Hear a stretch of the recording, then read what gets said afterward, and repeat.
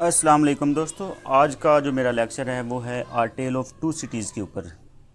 English literature में a tale of two cities एक बहुत ही पॉपुलर नावल है। इस नावल की बेसिकली जो आज का लेक्चर है वो इसकी समरी है जिसको हम उर्दू में रिकॉर्ड करेंगे। लेकिन समरी की तरफ जाने से पहले इसका थोड़ा सा बैकग्राउंड और इसके मेन कैरेक्टर को डिस्कस कर लेते हैं। सबसे पहले इस नावल का बैकग्राउंड। इस नावल का बैकग्राउंड जो था वो मोस्टली तौर पर फ्रेंच रेवोल्यूशन को माइंड में रख के लिखा गया है, यानी फ्रेंच रेवोल्यूशन जो है वो इसका बैकग्राउंड है मोस्टली। फ्रेंच रेवोल्यूशन आपको पता है 1789 से 1793 तक उसका टाइम पीरियड है फ्रेंच रेवोल्यूशन का। और इस नावल का जो टाइम पीरियड है वो स्टार्ट होता है 1775, यानी इसके जो इंसिडेंट थे वो 1775 से स्टार्ट हुए। और जो लास्ट इंसिडेंट था और ये नावल जब एंड हुआ तो वो इंसिडेंट था 1793। तो हम ये कह सकते हैं कि इस नावल का जो टाइम पीरियड है, जो ड्यूरेशन है, वो तकरीबन 19 साल है, 19 ईयर्स। और इस 19 ईयर्स में जो तकरीबन 4 से 5 साल हैं वो फ्रेंच रेवोल्यूशन वाला सेम पीरियड है, यानी 1775 टू 93। तकरीबन ये 4-5 साल जो हैं ये एग्जैक्टली वो फ्रेंच रेवोल्यूशन के हैं, जब फ्रेंच रेवोल्यूशन चल रही थी। तो उसके बाद इसके अंदर जो इसका हम टाइटल है, टाइटल पे हम देखते हैं तो इसमें जिक्र है a tale of two cities. Tale मतलब कहानी, किसकी? टू सिटीज़ की। तो अब यहाँ पे एक बात है कि वो टू सिटीज़ कौन से हैं। फर्स्ट ऑफ ऑल ये जो टू सिटीज़ हैं इस पे बात करने से पहले हम टू कंट्रीज़ की बात करेंगे कि यहाँ पे दो कंट्रीज़ का जिक्र किया गया है, इंग्लैंड एंड फ्रांस। तो इसका जो आधा काम है, आधा हिस्सा है, आधे इंसिडेंट हैं वो इंग्लैंड में हैं और आधे जो हैं वो फ्रांस में हैं। तो जो ये टू सिटीज़ हैं, ये दो सिटीज़ कौन से हैं? इनमें से एक सिटी है लंदन और दूसरा है पेरिस। तो ये basically two cities London and Paris हैं। तो इसके आधे इंसिडेंट जो हैं वो वहाँ पे लंदन में दिखाए गए हैं और आधे इंसिडेंट जो हैं वो पेरिस में दिखाए गए हैं। तो अब हम बात करते हैं इसके मेजर करैक्टर्स की तरफ, यानी इसके मेजर करैक्टर्स जो थे वो कौन कौन से थे। तो फर्स्ट ऑफ ऑल हमारे पास है डॉक्टर अलेक्जेंडर मैनेट, और उसके बाद है उसकी बेटी Lucie Manette. Then third number पे हमारे पास है चार्ल्स डार्ने। ये जो तीनों करैक्टर्स हैं ये बेसिकली फ्रेंच हैं, लेकिन ये इंग्लैंड के अंदर सेटल्ड थे, इंग्लैंड के अंदर रह रहे थे। उसके बाद हमारे पास नेक्स्ट जो करैक्टर है वो है Sydney carton. Sydney carton basically English man था, वो इंग्लैंड में रहता था, इंग्लिश था। उसके बाद नेक्स्ट हमारे पास है मिस्टर जार्विस लॉरी। नेक्स्ट हमारे पास जो करैक्टर है वो है मिस्टर मॉन्सियर डिफार्ज। और लास्ट वेरी इंपॉर्टेंट करैक्टर है मैडम डिफार्ज। तो ये मॉन्सियर डिफार्ज और मैडम डिफार्ज जो हैं ये भी बहुत इंपॉर्टेंट करैक्टर हैं, क्योंकि यही बाद में जो एक रेवोल्यूशनरी क्लास थी उसके हेड थे, उसके सरबराह थे, उनको यही दो करैक्टर जो थे ये लीड कर रहे थे। तो अब हम चलते हैं इस नावल की समरी की तरफ। तो ये जो नावल है ये स्टार्ट होता है 1775 में, नवंबर का मंथ होता है, जब मिस्टर जार्विस लॉरी जो कि टेलसन्स बैंक का एम्प्लॉय होता है, और ये टेलसन्स बैंक लंदन में है।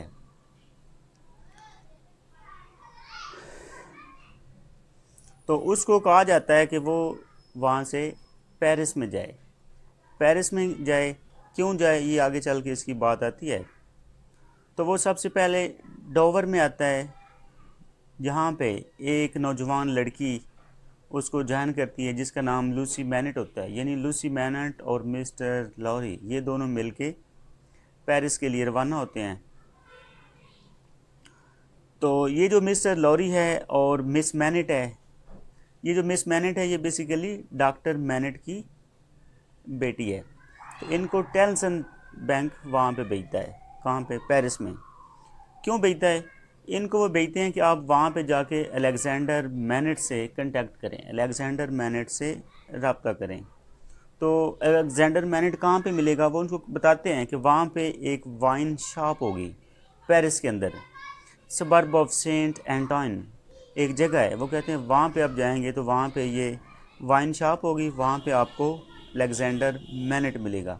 तो आप वहाँ पे जाकर उससे मिलें और उससे मिलकर उसको लंदन लेकर आएँ। लंदन उसको क्यों लाना है? क्योंकि बेसिकली जो अलेक्जेंडर मैनेट है वो लूसी मैनेट का बाप है, यानी उसका फादर है। और जो मिस्टर लॉरी है वो बैंक का एम्प्लॉई है। तो बेसिकली इनके मिस्टर जो मैनेट है उनके कोई फाइनेंशियल इश्यूज़, फाइनेंशियल अफेयर्स जो हैं वो इस बैंक के साथ कनेक्टेड होते हैं, इस बैंक से लिंक होते हैं। तो बैंक इन दोनों को भेजता है और मिस्टर लॉरी एज आ एम्प्लॉय जाता है और साथ में उनकी मिस्टर डॉक्टर मैनेट की बेटी को भेजा जाता है कि आप दोनों वहाँ पे जाकर डॉक्टर मैनेट को यहाँ पे लेकर आएँ। तो बेसिकली जो अलेक्जेंडर मैनेट होता है वो वहाँ पे रिसेंटली ही बेस्टाइल, एक जेल का नाम है जो पेरिस में उस टाइम में बड़ी मशहूर और पॉपुलर जेल थी, उससे अभी रिहा हुआ होता है। और वो वहाँ पे तकरीबन 18 साल जेल में रहता है, यानी 18 साल जेल में रहने के बाद वो भी रिसेंटली वहाँ से फ्री हुआ होता है, यानी अलेक्जेंडर मैनेट। तो इसकी स्टोरी कुछ यूँ होती है कि जो ये डॉक्टर अलेक्जेंडर मैनेट है उसने एक इंग्लिश खातून से शादी की होती है, लेकिन शादी के कुछ ही अर्सा बाद अचानक वो मंज़र से गायब हो जाता है। वो नज़र नहीं आता कि वो किधर गया। उसकी बीवी उसको तलाश करने की अपनी पूरी कोशिश करती है, पूरी एफ़र्ट करती है, हर मुमकिन जगह से वो उसको तलाश करती है, लेकिन वो उसको कहीं पे भी नहीं मिलता। जब वो उसको कहीं पे भी नहीं मिलता तो वो उसकी बीवी जो होती है वो चूँकि इंग्लिश खातून होती है, वो इंग्लैंड से होती है, तो वो वापस इंग्लैंड चली जाती है, उसका वो छोड़ देती है। उसके माइंड में अब ये होता है कि शायद वो गुज़र चुका है, उसकी डेथ हो चुकी है। तो तब उसके साथ उसकी बेटी होती है जिसका नाम था लूसी, जो कि बिल्कुल छोटी सी थी। तो जब वो वापस जाती है खातून तो वो उसकी डेथ हो जाती है। तो वहाँ पे पीछे उसकी छोटी सी बेटी जो है वो बचती है जिसका नाम होता है लूसी। तो ये जो छोटी सी लूसी होती है इसको वो टेल्सन्स बैंक के अंडर छोड़ जाती है। टेल्सन्स बैंक को ये चार्ज दे के जाती है कि आप इसकी देखभाल करेंगे, लुक आफ्टर करेंगे, उसकी वहाँ पे उनके साथ फाइनेंशियल इश्यूज चल रहे होते हैं, फाइनेंस का मैटर्स जो हैं वो उनका वो वाला बैंक जो है वो देख रहा होता है, इसलिए वहाँ पे उनको छोड़ के जाती है। तो बाद में वही जो बेटी है वो बड़ी हो जाती है और वो वही सेम लूसी है जो कि अब मिस्टर लॉरी के साथ मिलकर डॉक्टर मैनेट को लेने के लिए पेरिस जा रही होती है। तो वहाँ पे उस टाइम जो सरकमस्टांसेस होते हैं वो बड़े अजीब होते हैं, वहाँ पे बड़ा ख़तरनाक होता है, अजीब सी कंडीशन होती है, अजीब सी सिचुएशन होती है जिसमें डॉक्टर मैनेट जो है वो प्रिजन में रहता है। यानी जो प्रिजन की कंडीशन होती है वो नॉर्मली तौर पे आप लोगों को पता है कि वो हमेशा नासाजगार होती है, तो वो यहाँ पे भी यही सिचुएशन है कि वो बड़ी ख़तरनाक सी कंडीशन होती है। तो बेसिकली ये जो डॉक्टर मैनेट है इसकी स्टोरी ये होती है कि वो एक फ्रेंच टाउन में पैदा होता है, यानी वहाँ पे वो जेल में कैसे जाता है, ये भी तो एक स्टोरी है ना कि वो जेल में कैसे जाता है। तो जेल में जाने की ये स्टोरी है कि वो बेसिकली फ्रेंच के यानी फ्रांस के एक छोटे से कस्बे बिवैस में पैदा होता है और वहाँ पे ही बड़ा होता है और वो स्टडी करता है और एट लास्ट वो एक डॉक्टर बन जाता है। तो वहाँ पे कुछ अच्छा वो अपनी जो मेडिकल की प्रैक्टिस है वो अपने टाउन में ही करता है। कुछ टाइम प्रैक्टिस वहाँ पे करने के बाद उसको ख्याल आता है कि वो किसी और जगह पर जाके प्रैक्टिस करे, तो वो शहर का रुख करता है और वो पेरिस आ जाता है। पेरिस में वो अपनी प्रैक्टिस कर रहा होता है। तो इस प्रैक्टिस के दौरान तकरीबन एक दिन 1757 में तकरीबन कोई दो अरिस्टोक्रेटिक यंग मैन आते हैं, यानी कोई नौजवान लोग आते हैं जो कि अरिस्टोक्रेसी से बिलोंग करते होते हैं, जिनको अवरेमंट ब्रदर्स कहा गया है, यानी वो दो भाई होते हैं। तो वो आगे क्या करते हैं, इसको अपने साथ ले जाते हैं, क्योंकि ये डॉक्टर होता है तो इसको वहाँ पे जाके एक कॉटेज में लेके जाते हैं, एक झोंपड़ी में लेके जाते हैं। तो वहाँ पे बेसिकली एक लड़का होता है और एक लड़की होती है। तो वो दोनों तकरीबन जो हैं वो मरने वाली कंडीशन में होते हैं। तो डॉक्टर जाके उनका ट्रीटमेंट स्टार्ट करता है, शुरू करता है। तो वो जो भाई है वो तो डॉक्टर के पहुंचने के बाद फ़ौरन ही उसकी डेथ हो जाती है। उसके बाद जो वो लड़की है वो भी तकरीबन एक हफ़्ते के बाद उसकी भी डेथ हो जाती है। तो बेसिकली हुआ ये होता है कि उनमें से एक भाई जो है उसने उस लड़की का रेप किया होता है, और उसका जो भाई है उसको भी उन्होंने इंजर्ड किया होता है, उसके साथ भी उन्होंने जुल्म ज़्यादती की होती है, उसको मारा पीटा होता है। तो इसलिए ये वाली जो स्टोरी है ये अब डॉक्टर मैनेट के माइंड में आ जाती है। उसको बड़ा दुख होता है, उसको बड़ा अफसोस होता है कि दो नौजवान, एक लड़का और एक लड़की जो है, इन दोनों भाइयों ने उसको मौत के घाट उतारा है। तो ये चीज़ जो है उसके दिमाग में रहती है, उसको डिस्टर्ब करती रहती है, तंग करती रहती है। एक दिन वो सोचता है कि मैं ये वाला जो इंसिडेंट है ये गवर्नमेंट के साथ, यानी पेरिस में जो अथॉरिटीज़ है उनके साथ डिस्कस करता हूँ, ताकि इन लोगों को सज़ा मिल सके। वो ये सज़ा दिलवाने के लिए वो वहाँ की जो अथॉरिटीज़ होती है उसके साथ डिस्कस करता है। तो वहाँ की अथॉरिटी जो है वो ये करती है कि वो चूँकि अरिस्टोक्रेसी से बिलोंग करते होते हैं, वो चूँकि अमीर लोग होते हैं, इसलिए वो उनको सज़ा देने की बजाय वो क्या करते हैं, उनको इन्फॉर्म कर देते हैं कि फ़लाँ बंदे ने, यानी फ़लाँ डॉक्टर मैनेट ने आपके ख़िलाफ़ जो है ये रिपोर्ट दी है, ये न्यूज़ दी है और आपके ख़िलाफ़ ये एप्लीकेशन दी है। तो वो क्या करते हैं, वो दोनों भाई आके डॉक्टर मैनेट को उठा लेते हैं। तो बजाय सज़ा उन दो भाइयों के होने के बजाय कि उनको सज़ा होती है कि उन्होंने दो का मर्डर किया है, रेप किया है, उनके ऊपर तशद्दुद किया है, तो इसकी सज़ा उनको होने की बजाय वो डॉक्टर मैनेट को आके उठा लेते हैं और उसको जाके सलाखों के पीछे डाल देते हैं, उसको वहाँ पे जेल में डाल देते हैं। अब डॉक्टर मैनेट जो कि एक डॉक्टर होता है, तो वो वहाँ पे बेचारा जेल में होता है, क्योंकि वो जो दोनों भाई होते हैं वो स्ट्रांग होते हैं, वो एक स्ट्रांग पार्टी होती है, साउंड पार्टी होती है, इसलिए वो इसको उठा के अपनी जगह पे इसको जेल में फेंक देते हैं। तो वो बेचारा वहाँ पे एक सोल्ट्री सेल में, यानी एक जेल में जिसको बेस्टाइल कहते हैं, उसमें रहता है। तो तकरीबन वहाँ पे 10 साल रहने के बाद वो बिलाखिर एक दिन एक पेपर लिखता है। उस पेपर के ऊपर अपनी जो पूरी स्टोरी है, अपनी पूरी जो कहानी है कि मैं जेल में कैसे आया, मेरे साथ क्या जुल्म हुआ, किन भाइयों ने किया, वो पूरी डिटेल उसके ऊपर लिखकर उसको वहाँ पे उस सेल की जो चिमनी थी उसके अंदर रख देता है, ताकि बाद में कभी किसी के हाथ लगेगी तो वो ये वाली जो पेपर है, ये वाली जो रिपोर्ट मैंने लिखी है, इससे एटलीस्ट ये होगा कि लोगों को इनजस्टिस का, यानी नाइंसाफ़ी का पता चल जाएगा। और मेरी जो इम्प्रिजन है, जो मैं जेल में रह रहा हूँ, मैं जो सज़ा काट रहा हूँ, जो कि मैंने जुर्म नहीं किया, गलती मेरी नहीं है, लेकिन इसके बावजूद मैं जेल में हूँ, तो इसकी उनको पता चल जाए कि स्टोरी क्या है, असल वजह क्या है। तो वो वहाँ पे उसको छुपा देता है, उसको वहाँ पे दीवार के अंदर, चिमनी के अंदर गाड़ देता है। तो अपने ये जो इम्प्रिजनमेंट का जो टाइम था, इस पीरियड के दौरान भी उसके पास करने के लिए कुछ नहीं होता, फिर वो शू मेकिंग का काम स्टार्ट कर देता है, यानी वहाँ पे खुद को बिज़ी रखने के लिए।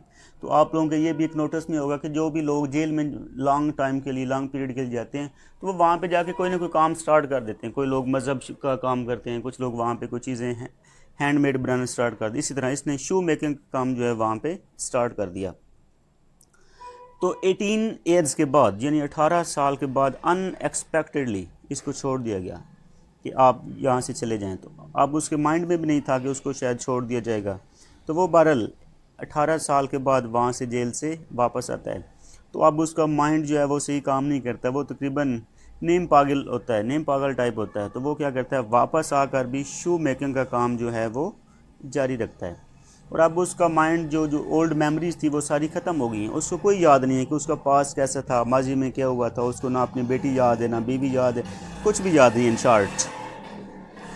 तो होता यह है कि मिस्टर लॉरी और मिस लूसी जब वहाँ पे पहुँचते हैं तो वो जो मॉन्सियर डिफार्ज होता है और उसकी बीवी वो वहाँ पे मौजूद होते हैं। वो जो वाइन शॉप होती है वो उनकी होती है बेसिकली।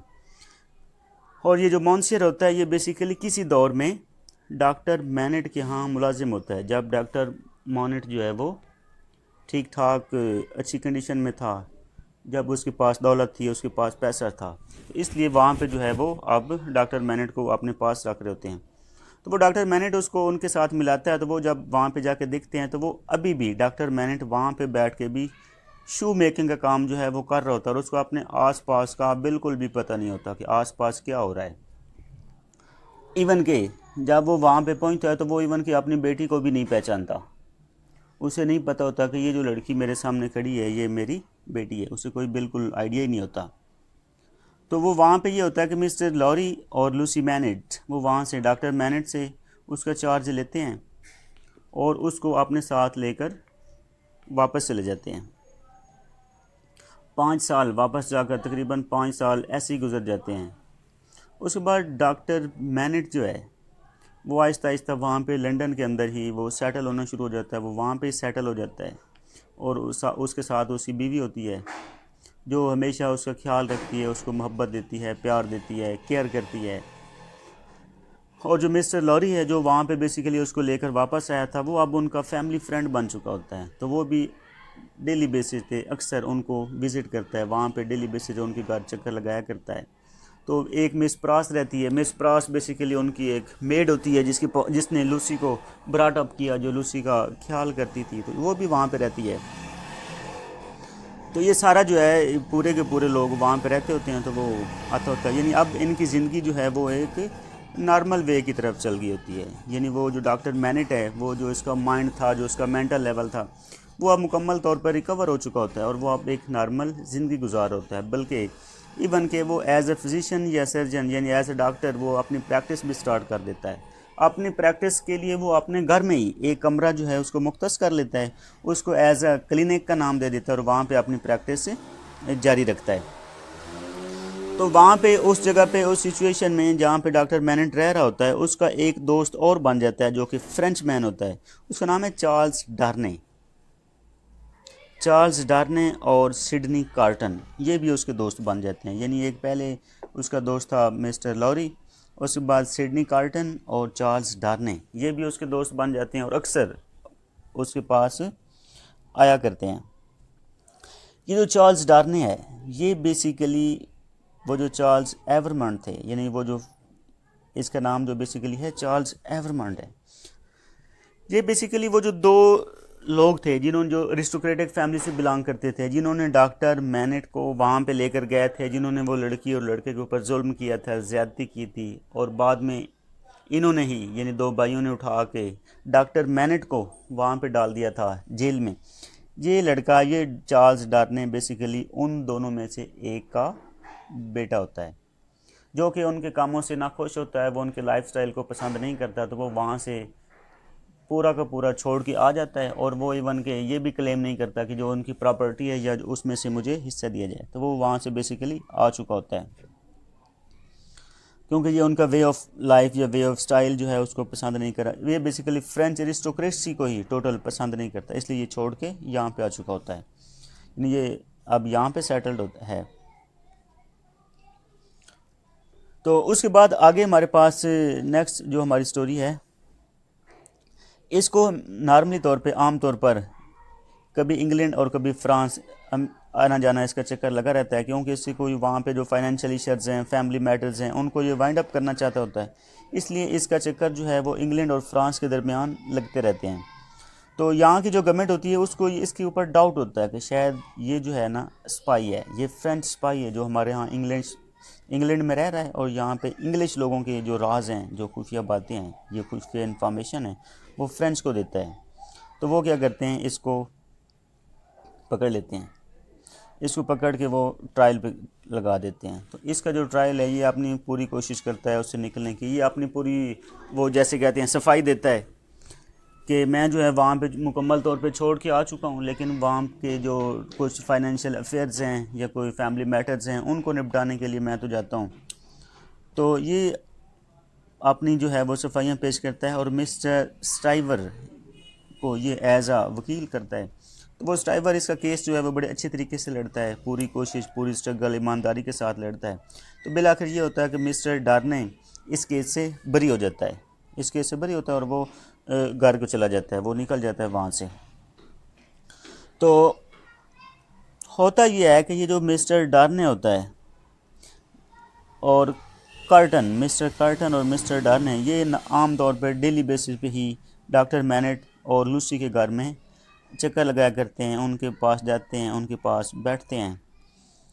तो ये जो डार्ने होता है इसको मिस मैनेट, जो कि डॉक्टर मैनेट की बेटी है, उससे प्यार हो जाता है। तो ये बात चूँकि डॉक्टर मैनेट ने भी ऑब्ज़र्व की होती है, उसकी अंडर कंसिडरेशन होती है, उसने माइंड में रखी होती है, उसको थोड़ा सा फील हो गया होता है। तो एक दिन जो डार्ने है वो डॉक्टर मैनेट से कहता है कि मैं आपकी बेटी से मोहब्बत करता हूँ और मैं उससे शादी करना चाहता हूँ।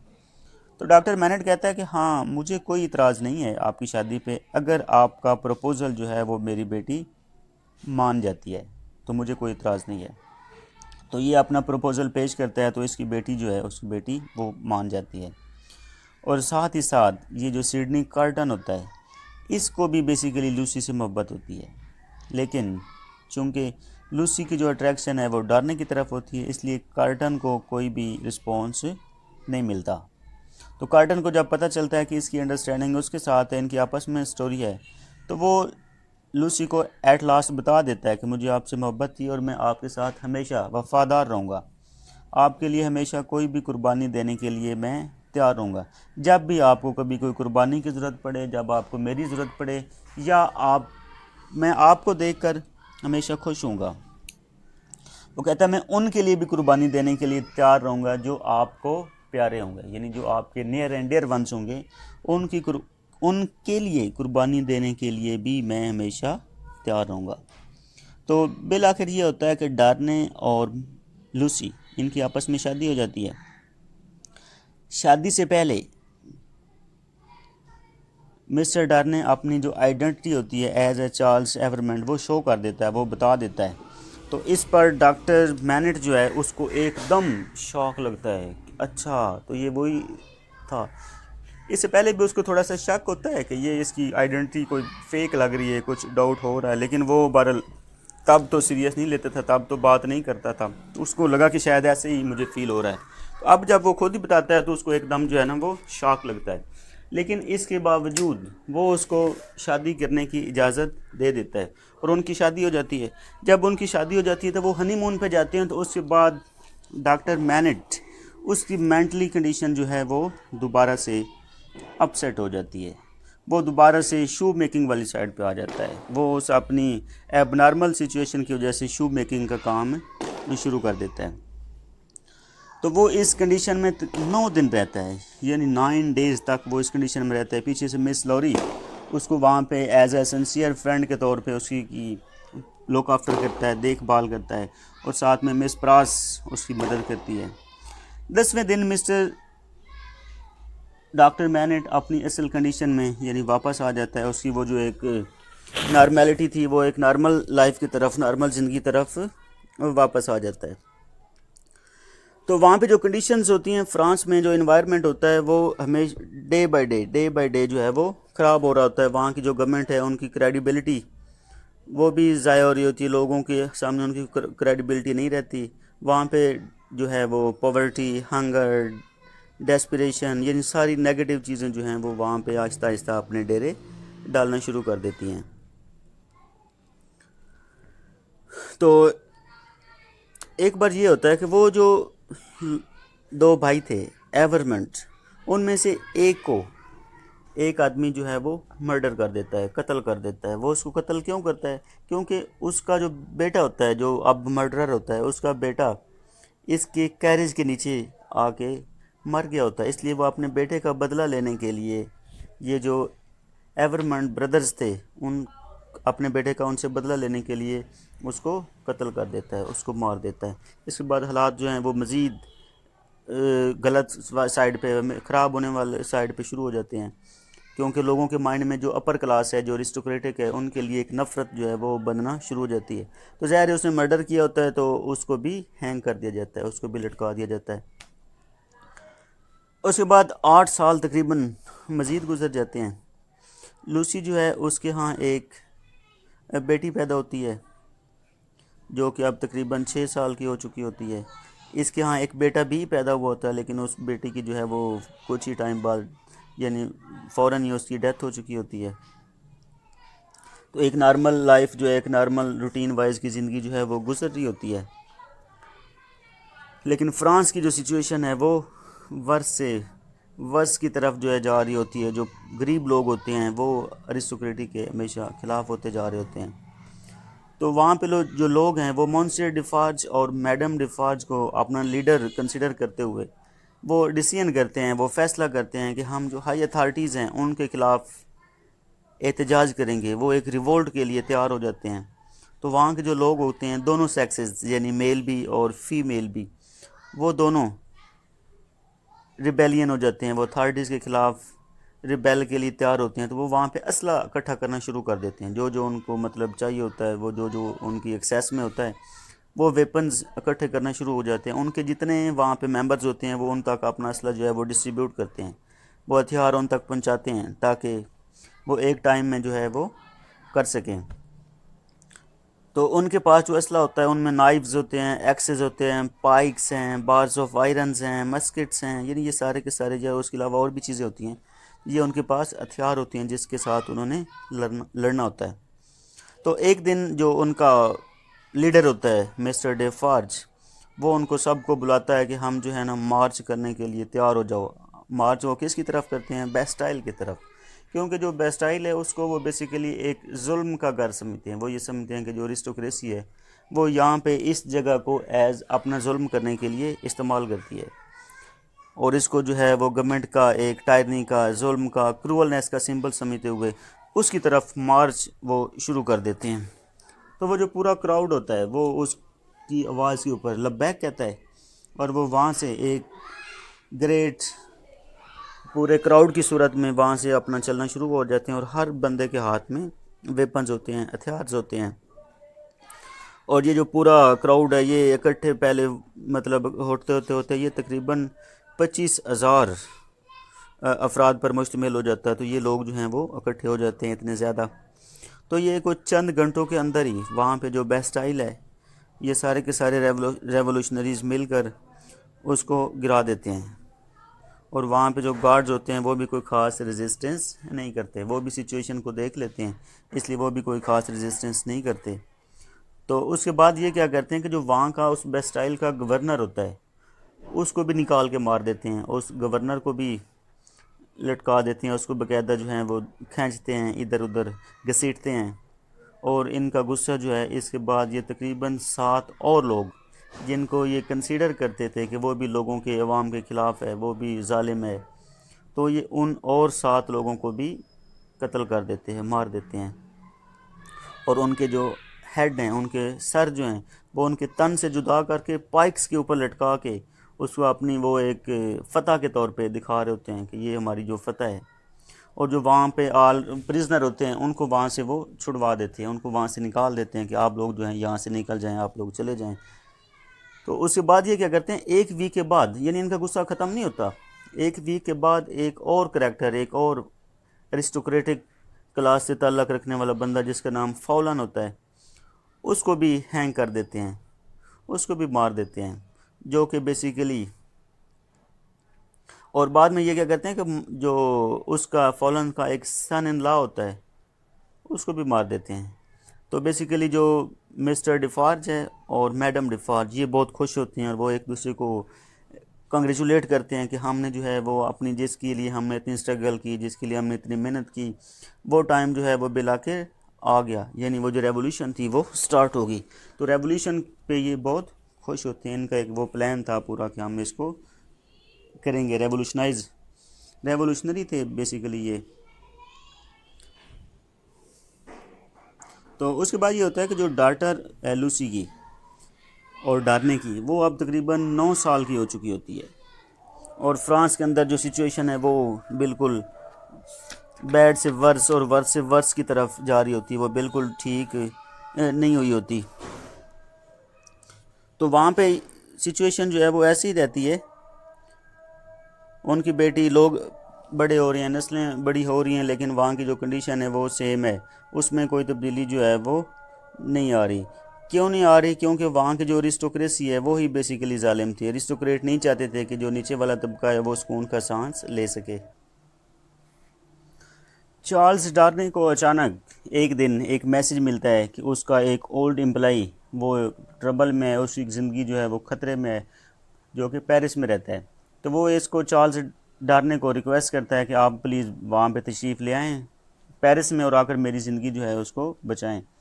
तो ये क्या करता है कि ये वहाँ पे अपने जो इसके डॉक्टर मैनेट है, यानी फादर इन लॉ, और जिसकी जो है वाइफ लूसी, ये उनको बताए बगैर ये वहाँ से फ़ौरन जो है ये फ़ैसला करता है कि ये मॉरली उसकी ज़िंदगी ख़तरे में है, तो मैं उसको वहाँ पे जाकर बचाऊँ। तो ये वहाँ से, जी दोस्तों, लगता है कि ये समरी जो है ना काफ़ी लंबी हो रही है, तो इसलिए इसका जो अगला पार्ट है ना वो मैं दूसरे पार्ट में एक अलग से वीडियो बनाता हूँ। तो अगर आप लोगों ने मेरा चैनल सब्सक्राइब नहीं किया हुआ तो आप इसको सब्सक्राइब कर लें, और सब्सक्राइब करके उसके बाद वीडियो वाले सेक्शन में जाएं, वहाँ से आपको पार्ट 2 जो है वो मिल जाएगा। तो आप पार्ट 2 जो है वो वहाँ से देख लें ताकि पूरे नावल की जो समरी है वो आप तक पहुँच जाए। Thank you so much.